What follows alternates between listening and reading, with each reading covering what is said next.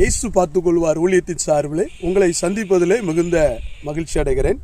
சங்கீதம் 2ஆம் சங்கீதம் 11ஆம் வசனம் இவ்விதமாய் சொல்லுகிறது, பயத்துடன் கர்த்தரை சேவியுங்கள், நடுக்கத்துடன் களி கூறுங்கள். பயத்துடன் கர்த்தரை சேவியுங்கள், நடுக்கத்துடன் களி கூறுங்கள். பிரியமானவர்களே, இன்றைய காலத்தில் கர்த்தரை பயத்தோடு சேவிக்கிறவர்கள் குறைந்து கொண்டே போகிறார்கள். ஏன் என்று சொல்கிறேன் என்று சொன்னால், ஆண்டவர் நமக்கு பயத்தோடு செவிக்கும்படி ஏன் சொல்லுகிறார் என்று சொன்னால், அவர் பரிசுத்தம் உள்ள தேவனாய் இருக்கிறபடினால் நாம் அவரை பயத்தோடு செவிக்கும் போது அவர் நம்மோடு கூட இடைபெறுகிறவராய் இருக்கிறார். சேனைகளின் கர்த்தர் பரிசுத்தர் பரிசுத்தர் என்று வசனம் சொல்லப்படுகிறது. அப்படிப்பட்ட ஒரு பரிசுத்தம் உள்ள தெய்வம் நம்மிடத்தில் எதிர்பார்ப்பது ஒன்றே ஒன்றுதான், பயத்தோடு. பயம் என்று சொன்னால் நாம் அவரை கண்டல்ல, உலகத்தின் பாவங்களை விட்டு பரிசுத்தம் உள்ள தேவனுக்கு நேராக நாம் பயத்தோடு அவரை செவிக்க வேண்டும்.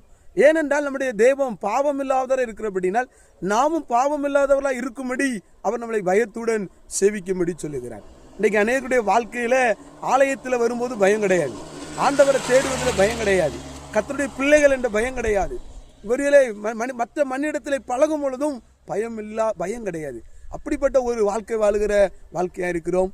கிறிஸ்துவை நாம் பயத்தோடு சேவிப்போமானால் கர்த்தர் நம்மோடு ஒவ்வொரு நாளும் இடைப்படுவராக இருக்கிறார். அதே நேரத்தில் நடுக்கத்தோடு களி கூறுங்கள் என்று இந்த வசனம் சொல்லுகிறது. நடுக்கத்தோடு நாம் ஆண்டவருடைய சமூகத்துக்கு போகும்போது, ஆண்டவரை தேடும்போது பயத்தோடு நடுக்கத்தோடு நாம் களி கூறும்போது கர்த்தர் நம்மோடு கூட ஒவ்வொரு நாளும் இடைபெறுகிறவராக, உலாவுகிறவராக, நம்மோடு கூட வருகிறவராக இருக்கிறார். ஆம் பிரியமானவர்களே, பயத்தோடு நீங்கள் சேவியுங்கள், நடுக்கத்தோடு களி கூறுங்கள். கர்த்தர் உங்களை ஆசீர்வதிப்பாராக.